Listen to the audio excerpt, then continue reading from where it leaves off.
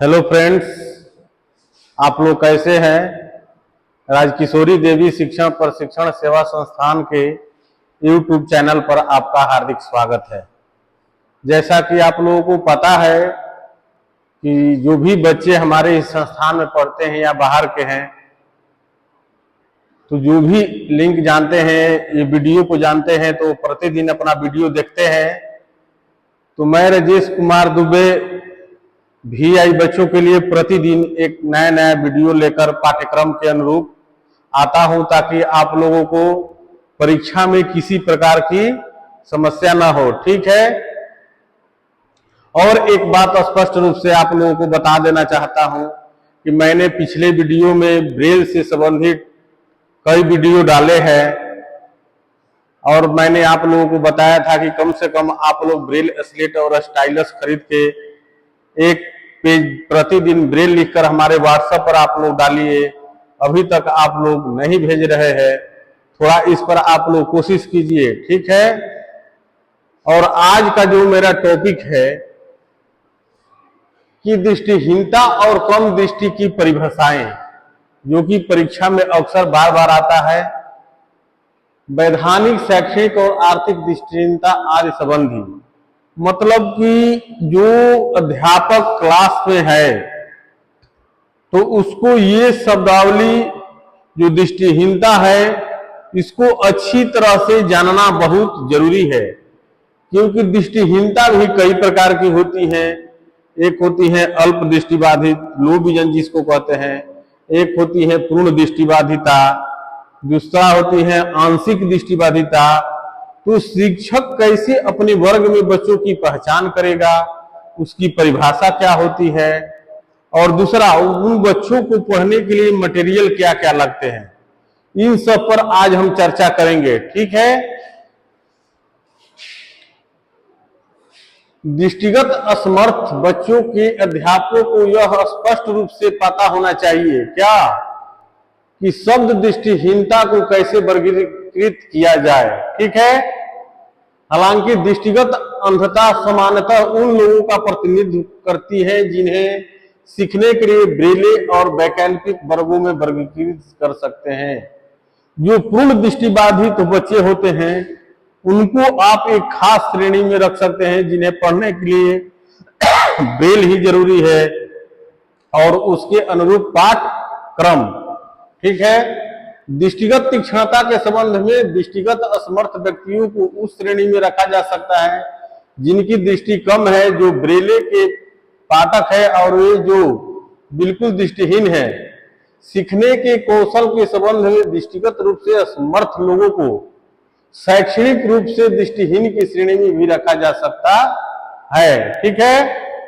इस वर्गीकरण के अनुसार ये विभिन्नताएं शिक्षक को उपयुक्त शिक्षण पद्धतियों की रूपरेखा तैयार करने में मदद मिलते हैं, जिससे वे दृष्टिगत असमर्थ बच्चों को कौशल विकास में मदद कर सकते हैं। यह एकांश में इन बच्चों की सेवाओं में उपयुक्त शिक्षण पद्धतियों की अपनाई जानी चाहिए। ठीक है। तो आखिर इसका उद्देश्य क्या है? ये जो चैप्टर हम बोले, तो इसको चैप्टर का मुख्य उद्देश्य है क्या?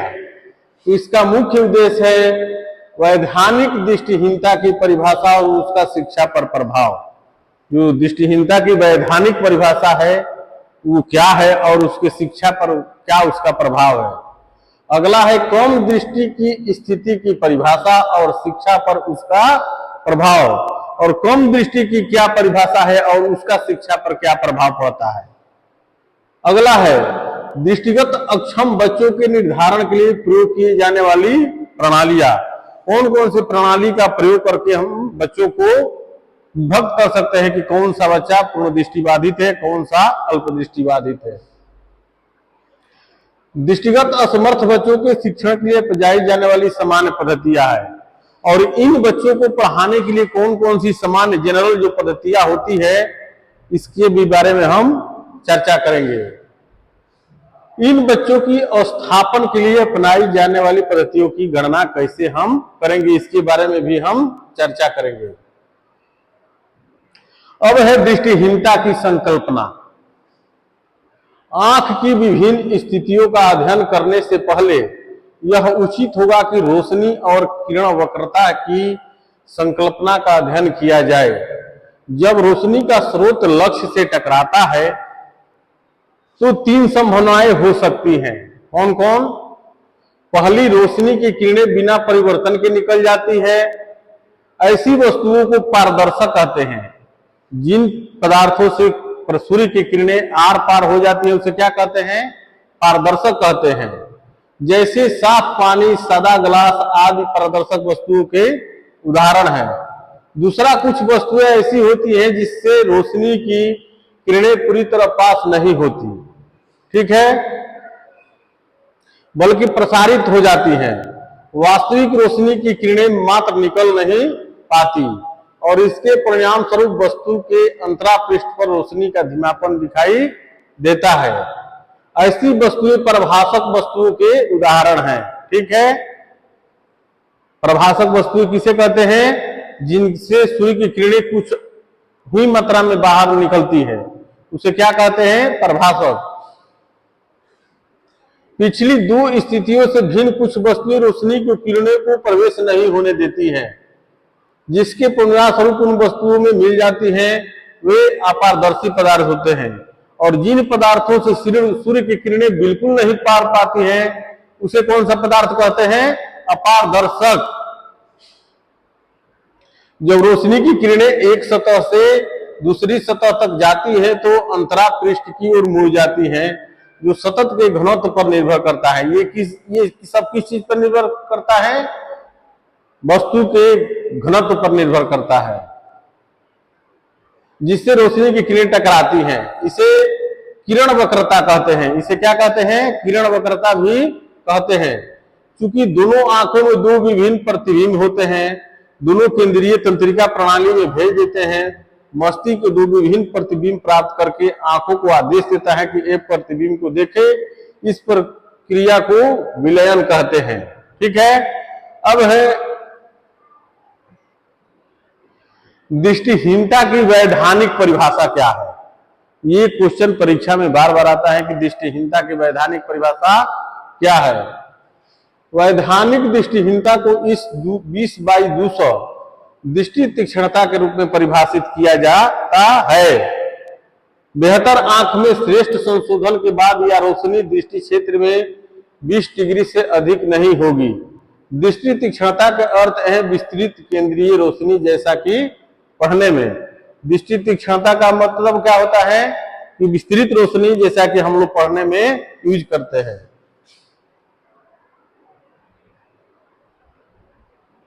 अब वैधानिक परिभाषा में कौन कौन से लक्षण आते हैं? ये जो परिभाषा में ही आते हैं, ठीक है। परिभाषा में प्रयुक्त विभिन्न शब्दों को उपयुक्त लक्षण दिए जा रहे हैं। पहला क्या है? 20/200 एक वस्तु जिसे हम सामान्यतः 200 फीट की दूरी से सामान्य व्यक्ति देखता है। किसी चीज को सामान्य व्यक्ति 200 फीट की दूरी से देखता है और दृष्टि असमर्थता वाला व्यक्ति 20 फीट की दूरी से देखता है। और जो दृष्टि असमर्थ व्यक्ति है वो कितने दूरी से देखता है? 20 फीट की दूरी से देखता है। यह दर मीटर के हिसाब से भी दी गई है 6/60। अगर 6/60 रहेगा या 20/200 तो 6/60 है मीटर में और ये 20/200 फीट में है, ठीक है। अब है दूसरा, दृष्टि तीक्ष्णता। यह दृष्टि का तीखापन और सामान्यतः केंद्रीय रोशनी का प्रतिनिधित्व करता है, ठीक है। सही आंख दृष्टिहीनता प्रत्येक आंख की दी गई है। एक आंख ठीक है और दूसरी अंधी है तो व्यक्ति को अंधा नहीं कहा जाएगा। मान लीजिए कि किसी आदमी का एक आंख ठीक है और दूसरा आंख ठीक नहीं है तो उस आदमी को अंधा नहीं कहा जाएगा। शिक्षा के प्रयोजन के लिए ठीक आंख को दृष्टिहीनता की परिभाषा देते समय ध्यान में रखना चाहिए। अगला है सही संशोधन। आंख में कुछ दृष्टिगत त्रुटियां होती हैं जिन्हें लेंस आदि से ठीक किया जाता है। बहुत से आंख में ऐसी बीमारी हो जाती है जिसे लेंस के द्वारा ठीक किया जा सकता है। यदि आंख की स्थिति ऐसी है तो बिना संभव दोष सुधारे परिभाषा मान्य नहीं होगी। और ऐसे जिनको चिकित्सीय उपचार में आंख ठीक हो जाता है तो उसको दृष्टिबाधित नहीं माना जाएगा। यदि चश्मे आदि से भी दृष्टि सही नहीं की जा सकती है तो उसे अंधता के परिभाषा के रूप में रखा जा सकता है। और व्यक्ति को चश्मा के द्वारा भी आंख नहीं ठीक होता है तो उसे अंधता की परिभाषा में रखा जा सकता है। अब है असित दृष्टि। इसमें एक व्यक्ति की दृष्टि गंभीर रूप से असमर्थ होती है। सामान्यतः 20/200 या 20/70 दृष्टि तीक्ष्णता सही आंख में दोष संशोधन का प्रयोग करके दृष्टि वाले बच्चों के साथ शिक्षा दी जा सकती है, बजाय बिल्कुल दृष्टिहीन बच्चों के साथ। कुछ ऐसे बच्चे होते हैं जिनकी दृष्टि तीक्ष्णता 20/200 और 20/70 दृष्टि तीक्ष्णता है, उन्हें सामान्य बच्चों के साथ शिक्षा दी जा सकती है। ठीक है। अगला है कम नजर आना। इसका अर्थ है व्यक्ति में कम कार्य दृष्टि होना। दृष्टिगत स्थिति में प्रिंट की सामग्री और पढ़ने के लिए मैग्नीफायर का प्रयोग भी आवश्यकता होती है। ठीक है। कम दृष्टि वाले बच्चों में वर्तमान प्रौद्योगिकी की प्रगति से पढ़ाई के बेहतर अवसरों को सरल बना दिया गया है। हालांकि दृष्टि वाले व्यक्तियों को दृष्टि समस्याओं के विषय में पता होने की आवश्यकता है ताकि वे दृष्टिहीनता की रोक सके। दृष्टिगत अक्षम लोगों को दृष्टिहीनता को पता होना चाहिए ताकि आंखों के आगे कठिनाइयों का निराकरण किया जा सके, जो शैक्षणिक और चिकित्सा की दृष्टि से दोनों हो सकती है। अगला है अध्यापक में ध्वनि जागरूकता विकास के लिए प्रशिक्षण कार्यक्रमों में आंख की देखरेख पर अधिक ध्यान देना चाहिए और इसमें अध्यापक का दायित्व बनता है कि क्लास में बच्चों को आंख की रोशनी के प्रति जागरूकता भी लाना चाहिए। व्यवसायिक साहित्य और अनुसंधान से पता चलता है कि आंख की थोड़ी देखरेख से बड़ी कठिनाइयों से बचा जा सकता है। अगर हम आंख को थोड़ी देखरेख रखेंगे तो आंख को बड़ी कठिनाइयों से बचा जा सकता है। दृष्टिगत रूप से अक्षम बच्चे अध्यापक उस बच्चे को शिक्षित करने में एक महत्वपूर्ण भूमिका निभाता है। ठीक है। और आंखों की देखरेख के विषय में माता पिता को जब आंख की त्रुटि के विषय में अध्यापक को पता चलता है तो वह उसे तत्काल नेत्र रोग विज्ञानी के पास भेजे। और इसमें अध्यापक का दायित्व बनता है कि मान लीजिए कि बच्चा क्लास में कम दृष्टि में पढ़ रहा है, उसे आंख से सही नहीं दिखाई दे रहा है, तो वह उसके माता पिता को सूचित करे और तत्काल नेत्र विशेषज्ञ के पास तुरंत बच्चे का इलाज कराए। ठीक है। अब है दृष्टिगत अक्षम बच्चों की दृष्टि के मानकों के निर्धारण के लिए निम्नलिखित प्रक्रिया का प्रयोग किया जा सकता है। दृष्टि की कुशलता के मूल्यांकन के लिए 3 आंख के कार्य माप दिए गए हैं। 3 प्रकार के प्रयोग के द्वारा आंखों की दृष्टि की माप की जा सकती है। वो कौन कौन से हैं? गणित के आधार पर उन्हें समुचित किया गया है। गणित के आधार पर कौन कौन? पहला है दृष्टि तीक्ष्णता, दूसरा है दृष्टि प्रक्षेप, तीसरा है दृष्टि यंत्र की गतिशीलता। इसको डिप्लोमिया फियड या बायोनुकोर फियड भी कहते हैं। ठीक है। अब है दृष्टि तीक्ष्णता। इसको क्या कहते हैं? दृष्टि तीक्ष्णता के अध्ययन के लिए दूरी और आसपास की दृष्टि के बराबर वजन दिया जाता है। कैसे? ये एक प्रकार के मैथ का सवाल है। ठीक है। जैसे मान लीजिए कि इसमें हम प्रतिशत निकालते हैं। ठीक है। जैसे दिया है स्नेलन चार्ट के माध्यम से दूरी, दृष्टि की तीक्ष्णता, प्रतिशत क्षति, जैगर परीक्षण के प्रकार और प्रतिशत क्षति। मान लीजिए कि 20/200 है और प्रतिशत क्षति 0 है और जैगर परीक्षण एक प्रकार। ठीक। ये जो चार्ट दिए गए हैं इसमें दिखलाया गया है कि 20/25 प्रतिशत क्षति कितना दिखाया गया है? 5। उसमें जैगर परीक्षण के प्रकार 2 प्रकार से किए गए हैं। इसमें 20/50 है, 25 क्षति दिखाया गया है और जैगर 6।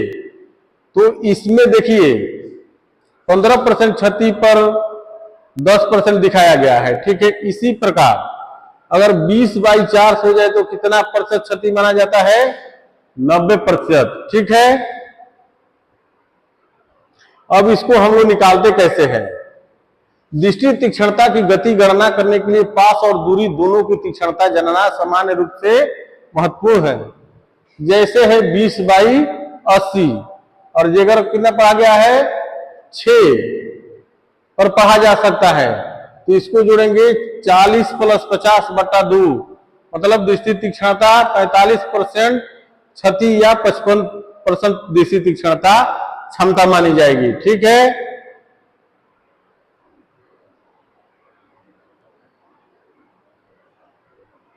अब जैसा कि आप लोगों को पता है कि जब हम लोग कुछ जो टॉपिक तैयार करते हैं, पढ़ा लेते हैं, तो उसके कुछ वस्तुनिष्ठ क्वेश्चन भी हम लोग तैयार करते हैं ताकि वो भी परीक्षा में वस्तुनिष्ठ क्वेश्चन बार बार आते हैं, ताकि आप लोगों को किसी प्रकार की कोई समस्या न हो। ठीक है, तो उस टॉपिक से संबंधित मैंने जो वस्तुनिष्ठ क्वेश्चन तैयार किया है वो अब आप लोगों के स्क्रीन पर इस प्रकार है, और इसको आप लोग ध्यान से देखिएगा और नोट करके रखिएगा।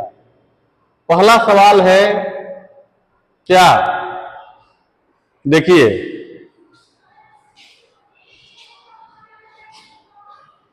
कानूनी दृष्टिहीनता, लीगल ब्लाइंडनेस की परिभाषा में कौन सा कथन सही है?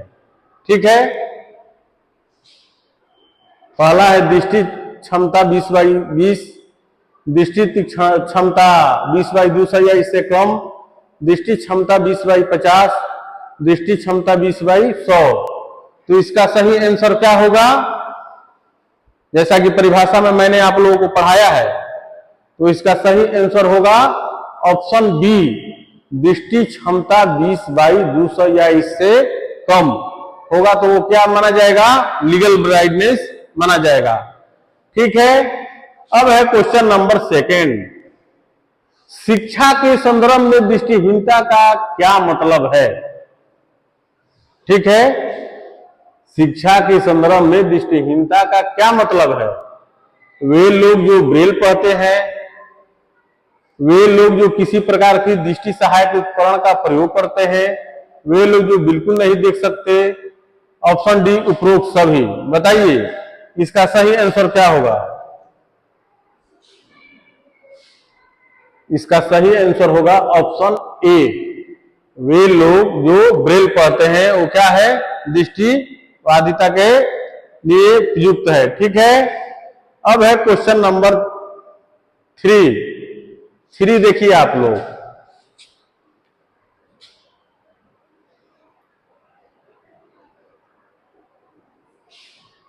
आर्थिक दृष्टिहीनता, इकोनॉमिक ब्लाइंडनेस क्या है?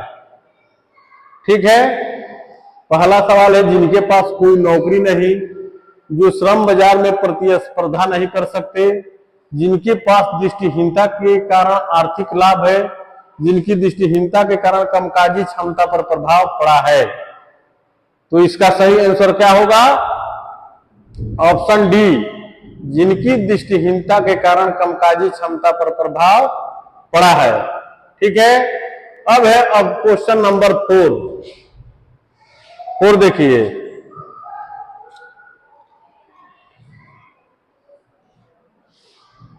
दृष्टिहीनता और कम दृष्टि के बीच अंतर क्या है? क्वेश्चन क्या दिया है कि दृष्टिहीनता और कम दृष्टि के बीच क्या अंतर है? दृष्टिहीनता पूरी दृष्टि की कमी है, जबकि कम दृष्टि आंशिक दृष्टि की कमी है।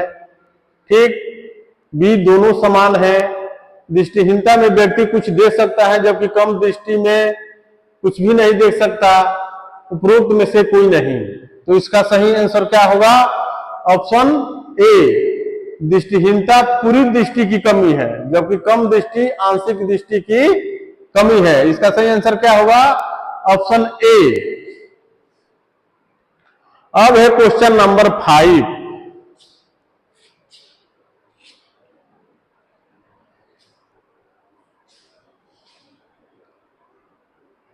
विश्व स्वास्थ्य संगठन WHO का फुल फॉर्म क्या होता है? वर्ल्ड हेल्थ ऑर्गेनाइजेशन, विश्व स्वास्थ्य संगठन की दृष्टिहीनता की परिभाषा क्या है? ठीक है, ए है दृष्टि क्षमता 20/50, बी है दृष्टि क्षमता 20/200, सी दृष्टि क्षमता 20/500, डी दृष्टि क्षमता 20/400 या उससे कम। तो इसका सही आंसर क्या होगा? इसका सही आंसर होगा ऑप्शन डी, दृष्टि क्षमता 20/400 या उससे कम। अब है क्वेश्चन नंबर 6।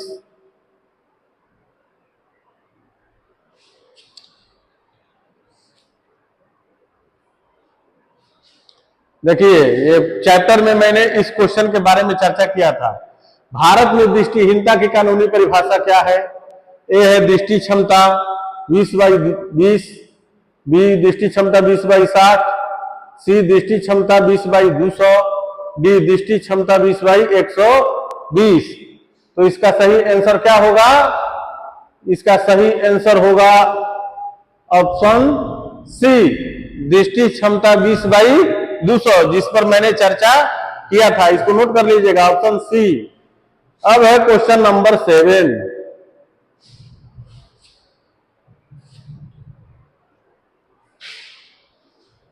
दृष्टिहीनता के प्रकार कौन कौन से होते हैं?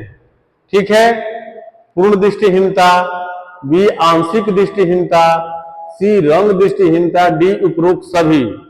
तो इसका सही आंसर क्या होगा? Option D. ये सभी दृष्टिहीनता के कारण में आते हैं। कौन कौन? पूर्ण दृष्टिहीनता, आंशिक दृष्टिहीनता और रंग दृष्टिहीनता। ठीक है, अब है क्वेश्चन नंबर 8। दृष्टिहीनता और कम दृष्टि में सहायता के लिए कौन से उपकरण उपयोगी हो सकते हैं? क्या क्वेश्चन कह रहा है कि दृष्टिहीनता और कम दृष्टि की सहायता के लिए कौन से उपकरण उपयोगी हो सकते हैं? उपकरण क्या क्या है? ब्रेल, स्क्रीन रीडर, आवर्धक लेंस, उपरोक्त सभी। तो इसका सही आंसर क्या होगा? ऑप्शन डी, उपरोक्त सभी। मतलब जितने भी दिए गए हैं उपकरण वो दृष्टिहीनता में प्रयोग किए जाते हैं। ठीक है, तो इसका सही आंसर क्या होगा? Option D. अब है क्वेश्चन नंबर 9।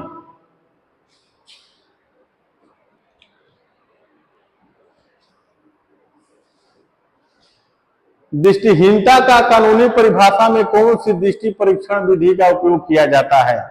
लास्ट में जो मैंने चर्चा किया था, कौन कौन? स्नेलर चार्ट, रोसेना-बाउस चार्ट, रंग दृष्टि परीक्षण, उपरोक्त सभी। तो इसका सही आंसर क्या होगा? ऑप्शन ए, स्नेलर चार्ट, जिसके द्वारा हम लोग दृष्टि परीक्षण करते हैं। ठीक है, इसका ऑप्शन ए होगा। ये क्वेश्चन बार बार परीक्षा में पूछा जाता है। ठीक है, अब है क्वेश्चन नंबर 10। कानूनी दृष्टिहीनता की परिभाषा में दृष्टि क्षेत्र का कौन सा मापदंड महत्वपूर्ण है? ठीक है, पहला है दृष्टि का कोण, दृष्टि क्षेत्र का कोण 20 डिग्री या कम, बी है दृष्टि का कोण 50 डिग्री या अधिक, सी दृष्टि का कोण 10 डिग्री या कम। तो इसका सही आंसर क्या होगा? ऑप्शन ए, दृष्टि क्षेत्र का कोण 20 डिग्री या उससे कम, ऑप्शन ए। अब है क्वेश्चन नंबर 11। 11 क्वेश्चन क्या है कि कम दृष्टि, लो विजन की WHO द्वारा दी गई परिभाषा का कौन सा मापदंड शामिल है? जैसे लो विजन का दृष्टिहीनता है, पहला है दृष्टि क्षमता 20/400 या 40 या कम, बी है दृष्टि क्षमता 20/60 या कम, सी दृष्टि क्षमता 20/70 या कम, डी दृष्टि क्षमता 20/50 या कम। तो इसको पढ़ाते समय मैंने क्या बताया था? ऑप्शन सी, दृष्टि क्षमता 20/70 या उससे कम। ठीक है, अब है क्वेश्चन नंबर 12। देखिए,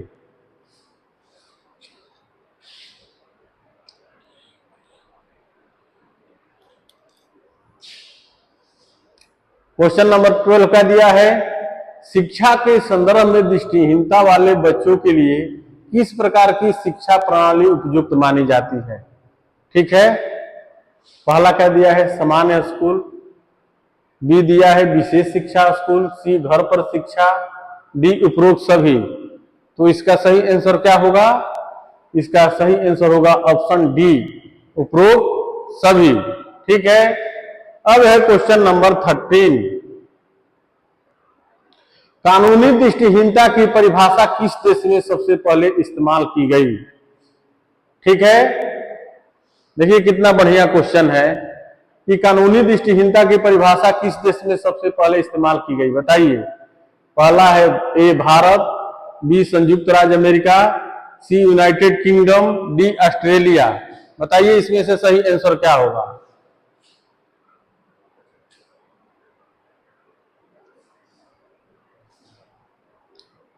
इसका सही आंसर होगा ऑप्शन बी, संयुक्त राज्य अमेरिका, वहीं पर कानूनी दृष्टिहीनता की सबसे पहले परिभाषा दी गई। अब है क्वेश्चन नंबर 14। आर्थिक दृष्टिहीनता की पहचान करने के लिए कौन सा संकेतक महत्वपूर्ण है? ठीक है, पहला है आय का स्तर, बी है कार्य क्षमता, सी रोजगार की स्थिति, डी उपरोक्त सभी। तो इसका सही आंसर क्या होगा? इसका सही आंसर होगा ऑप्शन डी, उपरोक्त सभी। अब नेक्स्ट एंड लास्ट क्वेश्चन देखिए। अब